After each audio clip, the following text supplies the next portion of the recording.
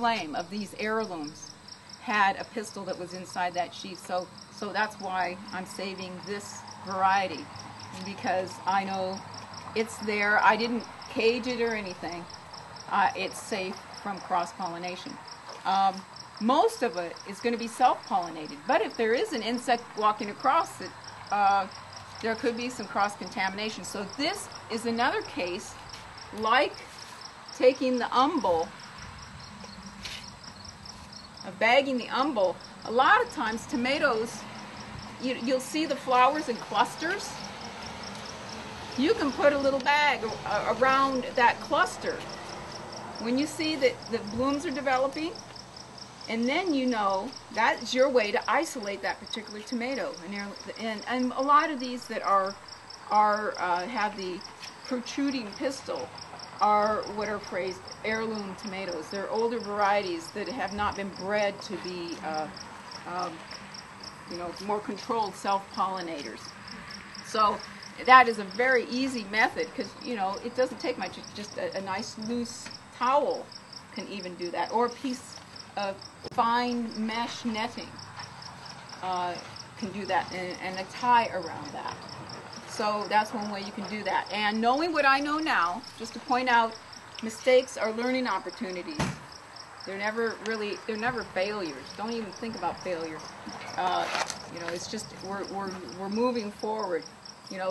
For my next year would be to go ahead and bag some of those tomatoes, and I'd select a few times and make sure they got pollinated, and then I'd tag them, and then I would look at those fruits and say, which are true to type. See,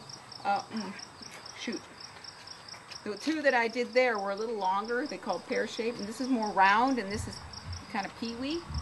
So I just wanted to point that out, that you're always looking for that. Always looking for, what do I like, or what is true to type. So if you want to maintain the true to type, you would pick those fruit. If you happen to say, I like the more round, I might kind of start moving that selection, and then you label. So tomatoes and peppers are at risk for cross-pollinating, but they're pretty easy to handle because they're primarily self-pollinating. Okay, we're going to talk about another one of my experiments that has had trouble over time. I have been working many years to grow beets, because one of my themes in my I lived a decade in southeast Montana, and I got where I found some things are a lot of work, and what's not a lot of work in that region is like mini Siberia is beets. It's no wonder that people will grow beets and rutabagas and parsnips, because they grow really well, and that's something to be mindful of. What varieties do I want? Do I want to have a lot of work involved? Do I always, if I want a sweet potato, I need to start early and hope that the frost doesn't come too early, because their season's short, and I didn't even bother in southeast Montana. It just wasn't going to be. But I can choose things that work with the environment and ease my load, and then save my energy for something that I really, really would like to have, and go from there. So a beet. A beet is an example of a root that is a biennial. So the plant grows and stores energy in this root, and that is one that needs to winter over. It needs a cold snap before it will turn around, regrow in spring, and say it's time to seed. And so what we do is mimic that. And another example in nature here is burdock. If anybody has burdock that which they didn't have, it's a biennial. It grows a leaf, and then next year it puts out the little stick to your seeds.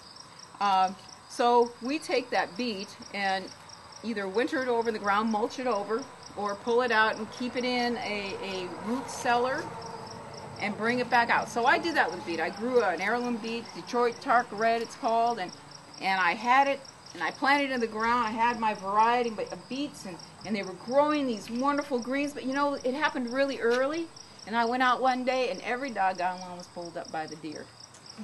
Every one of them, and just munched. And of course I was not happy about this, but it told me, it's a good thing, and we're in this position where we can get more seed.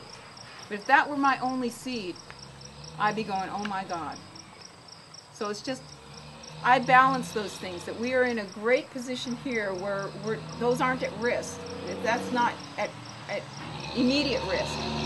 But for me, part of seed saving is keep it in my mind, just like you keep a tire in your car. You know, how can things be? How do I want it to be? And how can I prepare? And what role is mine? And if you're not a gardener or not a seed saver, well, this isn't your job. But if you're drawn to this, you find you enjoy it, and you feel a sense of this is, I feel purpose with this. This is important to me. And then take it on and keep learning these skills and keep practicing. You're honing skills. And every time you hone a skill, you're teaching you how to build a strength that you can apply in another area of your life. I mean, this is my philosophy that carries out in other areas. Is if you follow your bliss, as Joseph Campbell says, and you start learning something all the way to become excellent at that, you can, at another point in your life, carry that forward and have success, because you've learned how to excel at something, and it's in you how to do that. So this is an example of saying, okay, here is a seed. The deer got it. Okay, so I said, okay, I guess I buy some more seed and start again. Well, now this year, I said, okay, well, I've done the saving it over part. How about if I just start with the beet? So I went and I got a beet. I got an a group, half a dozen organic beets from the co-op. So I was jumping ahead, and I said, okay, here's some good beets, and I don't really know what variety, but I want to just see what it's like to actually save beet seed, because I don't really know what it looks like. Is it going to be like the radish and really hard to handle, or is it going to be an easy one like the carrot? So I just wanted to see that, and I wanted to be able to share about that. Well, those beets didn't winter over, so they never bolted the seed. So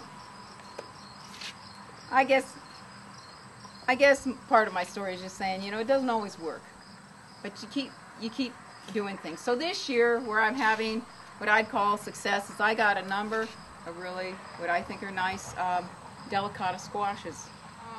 There is also isolation by distance, and when I talk about the squashes, we're growing 4 different species of squashes. And, you know, I have a zucchini here and a delicata and a gourd. If I grow one variety, they are separated by their species, and then you need distances from other varieties. And if you don't know, you need to do hand pollinating. But for instance, at Seed Savers Exchange, the ones who produced this book, it's a great book.